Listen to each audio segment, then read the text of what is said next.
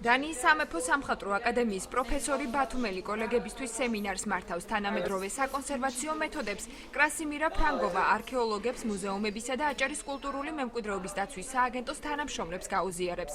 დღევანდელ შეხვედრაზე პროფესორმა ყურადღება გათხრების შედეგად მოპოვებული ექსპონატებისთვის პირვანდელი სახის შენარჩუნების მეთოდებზე გაამახვილა.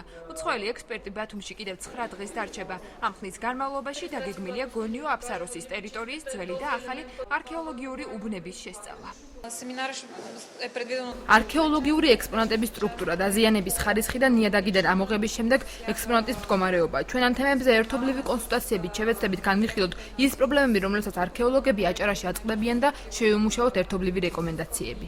Ცაველი პირობებში მაინც ვიყენებთ პოლიეთინელის აი ამ საშუალებებს, რომელიც საერთოდ მინდა გითხრათ, რომ აი ისეთი ხანგრძლივი გამოყენების თვალსაზრისით მაინც უარყოფითად მოქმედებს, მით უფრო ჩვენთან მოგხსენებათ ისეთი საკმაოდ ნესტიანი კლიმატია, ამიტომ ეს ხანგრძლივ გამოყენებაში, რა თქმა უნდა, ეს შედეგიანი არ იქნება. ამიტომ ჩვენ დღეს მოვისმენთ და ბუნებრივად გავითვალისწინებთ თუ რა შემოგთავაზებენ ჩვენი ექსპერტები. სემინარებიც აი მაგით არის, რომ ჩვენ რაღაცნაირად ვაჩვენოთ და მიუთითოთ ჩვენ არქეოლოგებს, რომ უფრო დეტალურად განვიხილოთ ყველა ობიექტი და ყველა ამოღებული არტეფაქტი, მისი მდგომარეობა წარმოვიდგინოთ აი გარე სამყაროში, არის სად იყო და ეხლა სად მოხდება. ეს არის უპირველეს ყოვლისა მივეჩვევთ აი ანალიზს, პრობლემების გაანალიზებას, ზუსტი კითხვების დასმას, რა პრობლემა გვაქვს და შემდეგ მივხედოთ რაღაცა გზები მოვძებნოთ გადაჭრის.